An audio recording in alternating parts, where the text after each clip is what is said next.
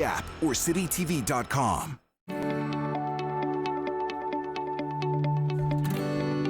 You're watching Rogers TV.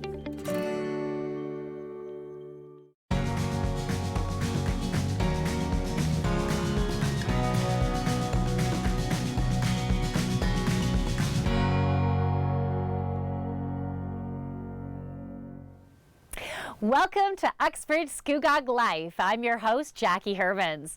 So we're about a week and a bit away from the holiday season. You've been probably hearing those holiday Christmas carols in all the stores you've been going in and on the radio. I hope you are in the mood for some holiday festivities. Now today on the show, we're going to have Mark Burney on the show, who is the Fire Chief and Director of Fire and Emergency Services. And we're going to be talking about the 12 days of holiday safety. We want you and your loved ones to stay safe over the holidays, so it's really important to watch that segment. We're also talking about emergency preparedness. Don't know what type of weather we're going to be getting, so be prepared with a pen and a paper, because you'll have an opportunity to create your own kit, so you and your family will be prepared for anything that might happen. And we're going to be talking about seasonal safety, such as ice safety, and how to make sure that furnace is going to be working throughout the holidays for you. So make sure you keep watching, because all that and a whole lot more coming right up on Uxbridge Scugog Life. We'll be right back.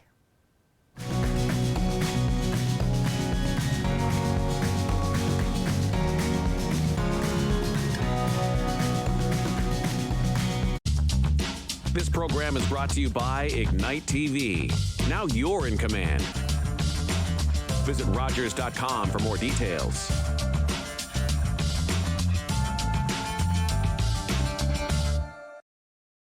Was that 4 or 5? He's lost count and still thinks he can drive. Do you think he knows that when he is caught and charged with impaired driving, he'll lose his license and a lot more? If he gets in his car, he'll face costs exceeding $20,000. Does he realize he could have a criminal record for his choice to drive? And it could be much worse if he crashes. Wonder what he'll be thinking tomorrow. Have a Holden one at 15. Visit arrivealive.org to find out more. Arrive Alive. Drive so. Welcome. Join me on the Rogers TV Durham for learning yoga in just 10 classes. My name is Sri. I'm a yoga teacher at Yoga Point, and it's my privilege to spend the next few weeks with you.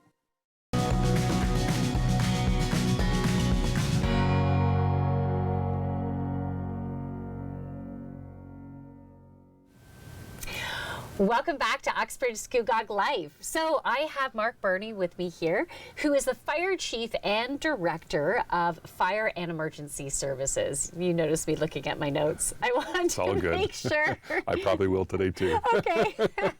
Deal. We're okay with that. We are.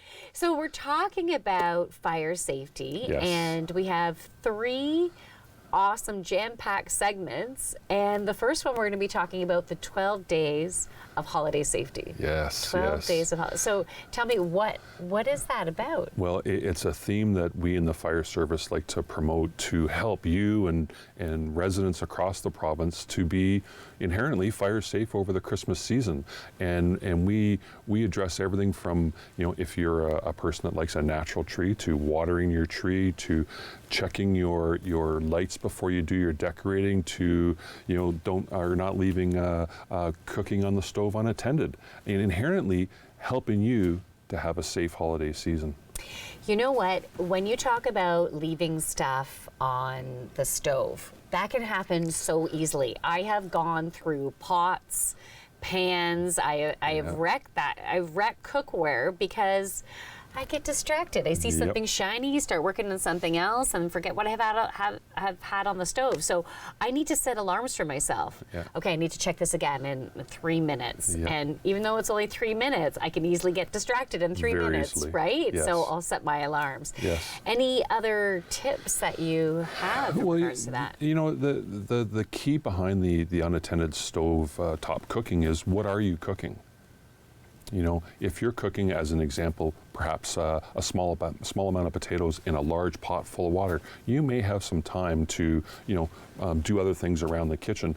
But if you're inherently cooking with grease and stuff that can boil over and perhaps spill onto your burners and catch fire, those are things that you should not leave unattended. And be prepared that should they spill over, turn the heat down or put a lid on it really quickly so that it doesn't catch fire. Okay. You know, I used to always have a gas stove, and now I have an electric stove, and I'm still getting used to it. And when things bubble over, it can cause like damage very quickly. It can. And yeah, I'm still getting used to that. Yeah, I'm afraid of gas stoves. My wife wanted one, and not happening.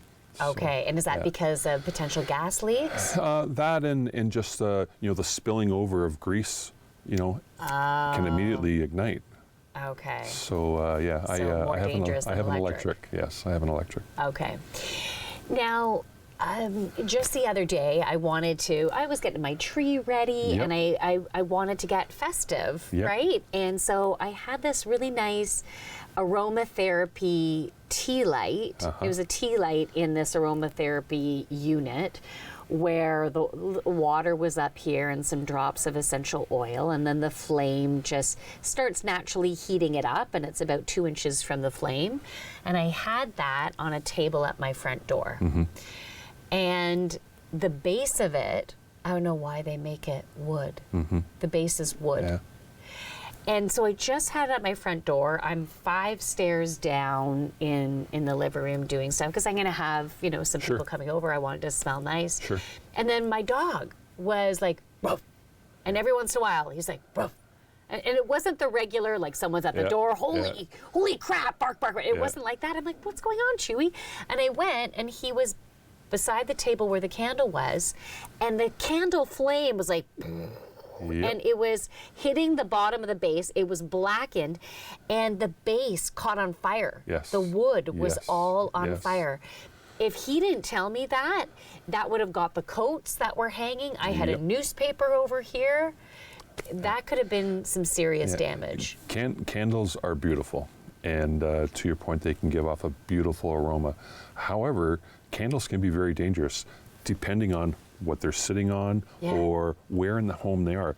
Unfortunately, I've experienced fires on Christmas Eve where a beautiful candle is giving off a beautiful aroma in their home. The people have left the home, but the candle is by the window, and the breeze coming in the window, and before you know it, the shears are on fire, and Christmas Eve is ruined for a family. When it comes to candles, if candles are your choice, put them in something that is inherently fire resistant. Like a glass jar. Right? Yeah, much bigger than the candle and itself. not with the candle being up at the top, right? Exactly. It needs to be encased within it. Exactly. That is a good, safe use of a candle. And then obviously, extinguish your candle when you're done. Don't let it burn down, burn out. Extinguish it when it's time to go to bed or you're leaving the house, stuff like that. Yeah. It seems so silly now because I had that candle experience, but I felt safe because I bought it. Because they should be selling safe things. Yes. But not everything is safe that's on the market. No. Things not can at catch all. on fire. Not at all. Yeah. Okay, so what were we going to say? The other thing I'd like to speak to is electrical safety. Okay. We talked briefly about checking your lights before you do your decorating, what have you. Do you remember the octopus in the wall, where we use a whole bunch of extension cords to plug so many different little things in? Well, seasonally, in this time of the year, we want to plug more things in to that one socket or that one outlet. And the use of extension cords, if there's so much draw on them that they heat up and what have you, it can be very, very dangerous. So, our residents, our citizens have to be very conscious of what they're plugging in and how much they're plugging into that circuit. Extension cord safety is as important as candle safety. So power bars, do you recommend power bars to plug everything in? Power bars are fantastic. Okay, so we're going to talk more. We'll wrap that up before we go into the next topic, which is emergency preparedness, making sure we are safe for anything that could happen. So we'll be back with more on Uxbridge Scugog Life. Stay tuned.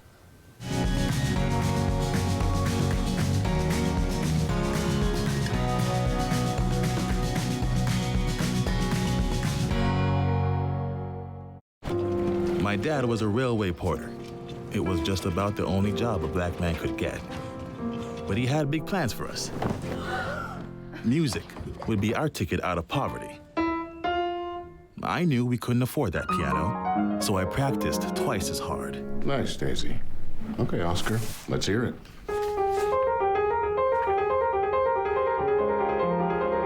Turns out, I wasn't half bad. Then I found jazz, or it found me. It wasn't all easy, though. I faced a lot of hate, but I found my stage. They call me the man with 4 hands. Well, I don't know about that, but let's see how far this ticket takes me. From Montreal to Carnegie Hall and far beyond, Oscar Peterson became one of the most recorded and celebrated jazz musicians of all time.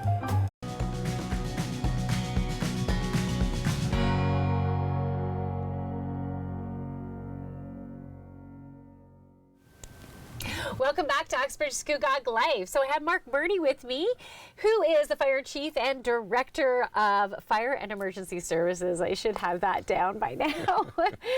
But so we're talking about emergency preparedness now. You know, back in May, we experienced a tornado right in Uxbridge. I know in other outskirts, they give it a different name. It had a different intensity. Yes. But this, now that we're getting into the colder weather, we're going to get high winds, blizzards, maybe ice storms. We need to be prepared. We do. So what are some things that we can do? And considering that some people might have gas, some people might just have electricity. Yep. So what can we do to ensure that we can survive over at least 3 days? That's a great question. That's a great question. Regardless of the season, each of us should have a 72-hour emergency kit. Okay. And that 72-hour emergency kit, what I'm trying to say is, you know, what do you need to sustain yourself, you know, given nothing else is available to you? No electricity, no grocery stores, because those things are going to be imperative to your survival. Right. And you know, given the cold season is near us, that emergency kit could include blankets. Okay. You know, along with extra medication, drinking or potable water, food that you can eat without, you know, heating on the stove or in the microwave or cooking at the barbecue because perhaps you ran out of gas. So the 72-hour emergency kit for you at home, along with an emergency kit in your vehicle, is very, very important regardless of the season. Okay.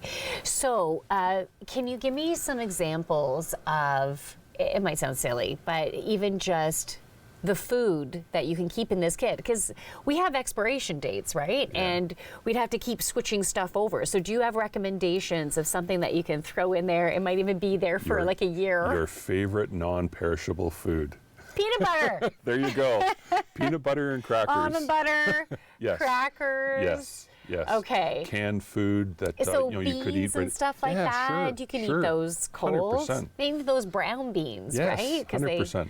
Okay. Yeah, anything that's going to give you the energy and the nutrients that you need for that period of time that you're without perhaps hydro or whatever the case may be. Okay. And then for your car, Yes. definitely a blanket. Definitely a blanket. Right, a first aid toque, kit, gloves. maybe some granola bars or Yes. something like that Yes, in there. 100%. Because Okay. you know, as we seen last winter, I believe it was in February when we had that significant snowfall. A lot of people became trapped on highways. They weren't involved in collisions, but they were trapped on the highways because of you know, the falling of snow or collisions in front of them, and they were there for hours. Wow. You know, what if you were there for hours and only had 1/8 of a tank of fuel in your car? You know, you need to Right. shut the car down, bundle up, stay warm, stay healthy with some nutrients, whether it be granola bars or water and what have you. And, Yeah, so maybe you know, some bottles of water in there. Exactly. Sustain yourself in your vehicle. Okay. Very okay. important. Now, during these or not during the holidays, but during the winter season with the cold temperatures, sometimes we can have some issues with power outages, right? So there can be cracks and pops and sparks and things, and then things go down, or power surges that could potentially take out appliances. Yes. So what are some things that we can do to protect our appliances and be more prepared for those situations? No, great question. So whether it be in a power outage or in a brown point, I believe they call it, or a brown outage. The best thing you can do is shut down the things that you don't need turned on. And an example would be if your washer machine was running, or if you're working with your stove, cooking with your stove, shut things down. So that when the energy is restored, or the power is restored, and as an example, if you had your stove up and all turned on and what have you, and suddenly there was a surge of energy that perhaps would cause it some problems, cause it to fail, you don't want that. So shut those things down. Yes, maybe leave a couple lights on here and there so that when the power does or is restored, you can see throughout your home. That's fine.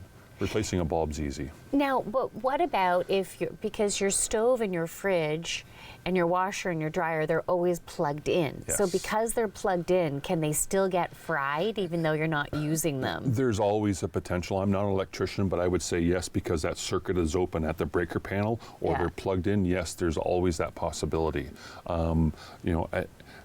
I personally would perhaps go down to my breaker panel and shut off the breakers for my expensive appliances, or unplug my expensive TV, stuff like that. The things that are expensive, and if a power surge did come their way, would affect them, or possibly affect them, I would have that ability to do that. Not everybody does, though. Right. So the best thing you can do, 100%, shut them down. Shut them down. Yeah. And there must be, I don't know, maybe I should have an electrician on the show too. There must be some type of surge protectors that you could get installed for your appliances, because those are expensive things to lose. Yes, I do know that, yes, you can buy surge protectors. You can buy them individually to plug into an outlet and plug your devices into that surge protector. You can also buy surge protectors that go right on your electrical panel.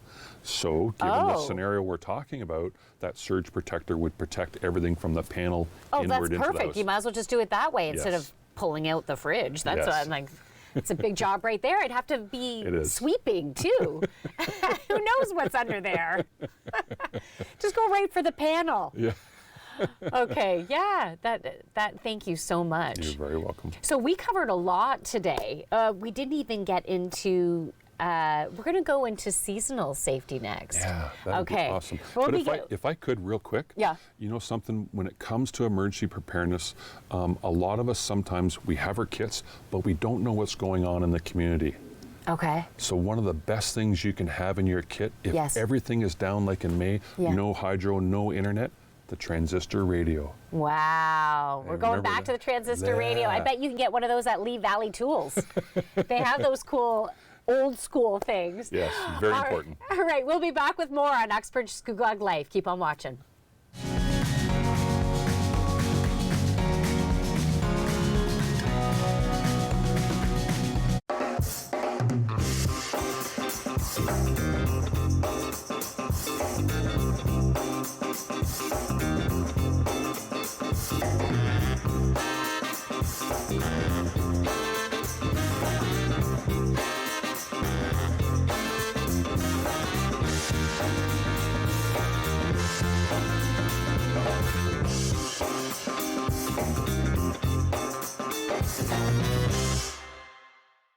Watching hockey just got a power play with NHL Center Ice and Super Sports Pack. With up to 37 out-of-market NHL games a week, you'll always catch your favorite team no matter where you live. Whether it's big matchups you're looking for or following your top fantasy picks, it's all here. NHL Center Ice, part of the Rogers Super Sports Pack. All this for only $35.95 a month. Order through your remote on Channel 450 or call 1-888-ROGERS-1 today.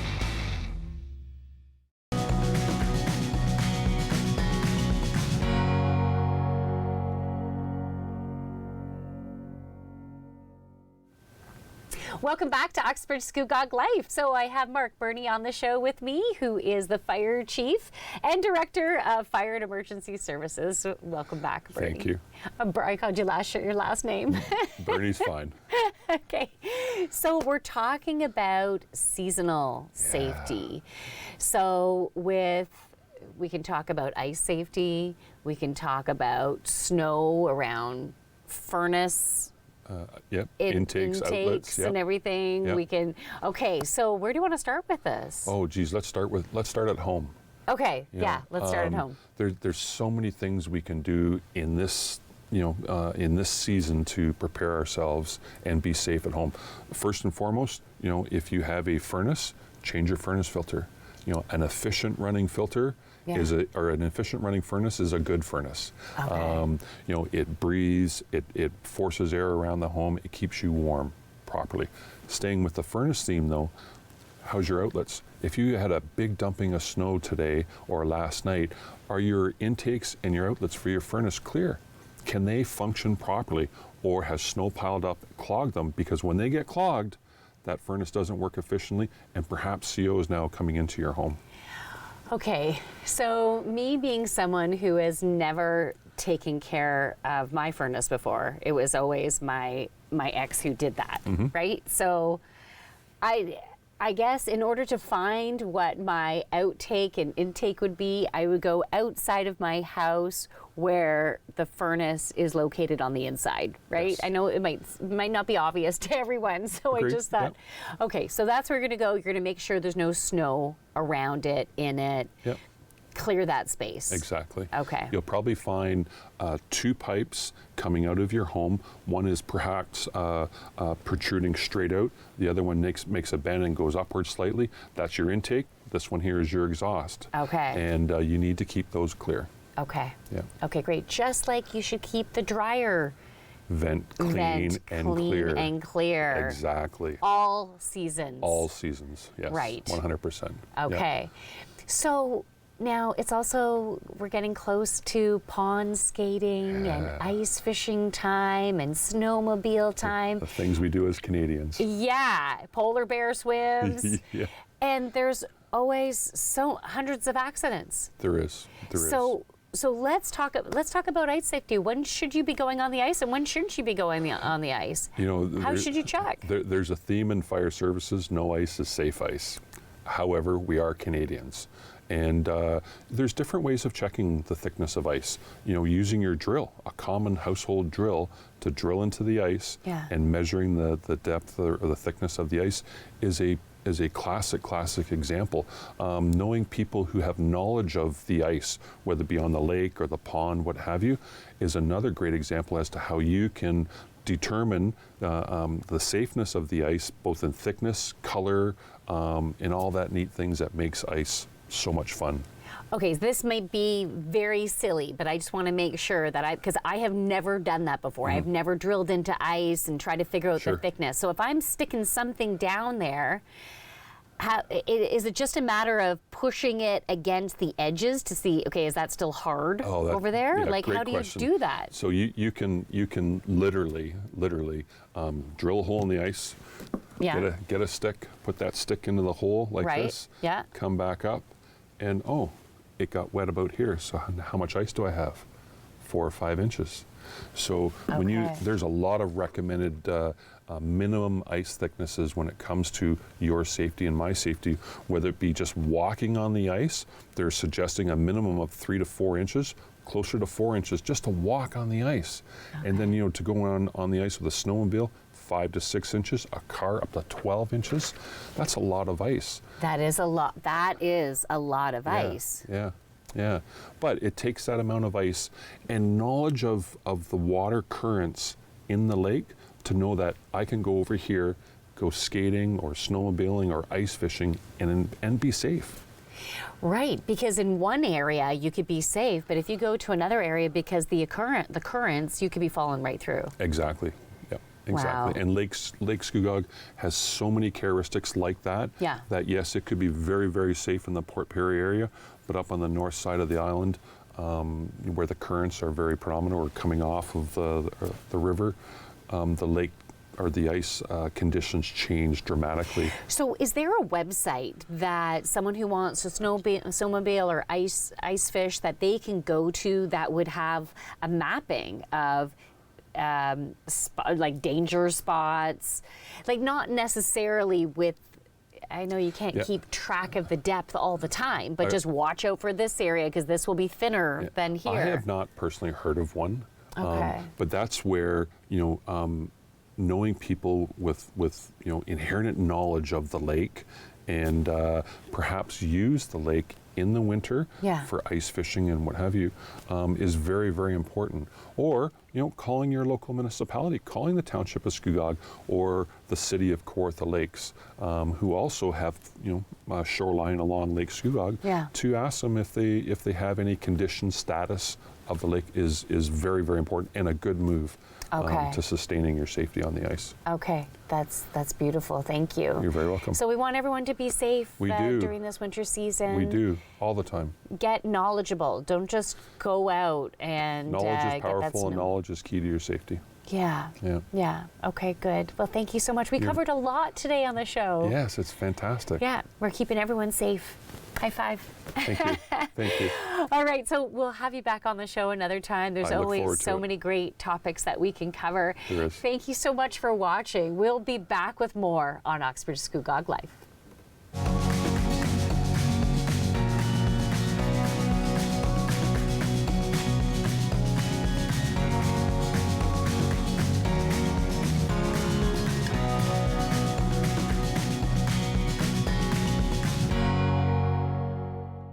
I'm Nicole Martin, the proud ambassador for the Comfort Bear program. Comfort Bears provide these cuddly bears to local children who are terminally ill, facing trauma, or battling a serious illness. Every $20 donation will place a Comfort Bear into the loving arms of a child involved in our program. It is our hope to distribute 1,000 bears in 2022. Please join us and provide comfort to kids in their time of need. Knights of Columbus TV Bingo every Tuesday at 7 p.m. right here on Rogers TV with a guaranteed $5,000 grand prize jackpot on the full card winner. Every week, 7 p.m. Tuesdays, right here on Rogers TV. Hello, I'm Rob MacArthur, host and co-producer of Helping Durham Region. Join us as we shine the spotlight on Durham Region residents that are making a difference by helping other residents. That's Helping Durham Region, only on Rogers TV Durham.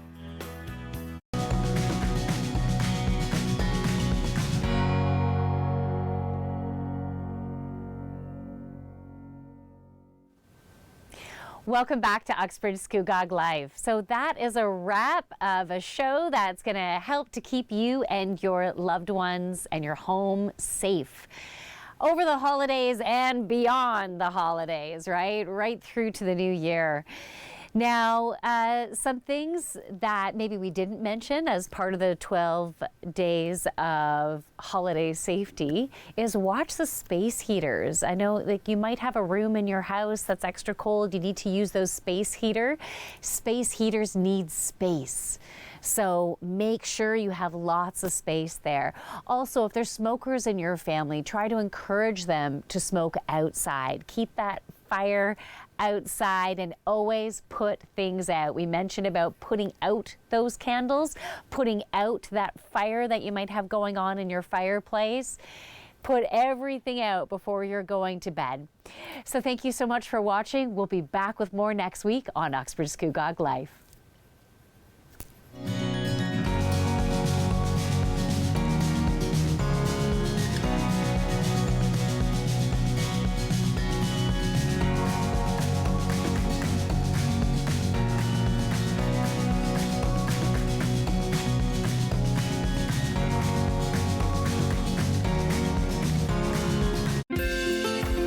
Call the Rogers TV viewer response line, email us, or connect with us on social media.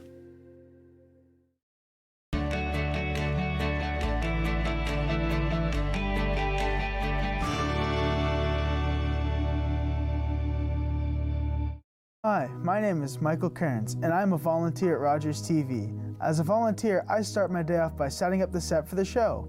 This includes setting up the backdrop, cameras, lights, conducting mic checks, and making sure everything is ready to go when we film. Then it's time for lights, camera, and action.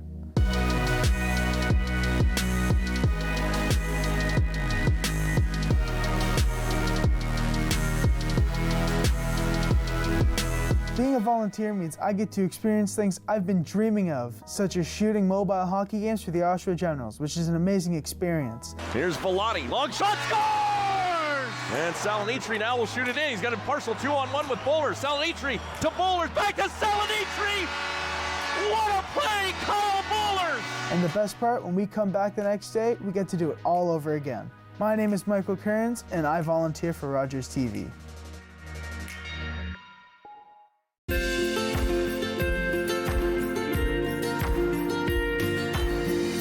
You're watching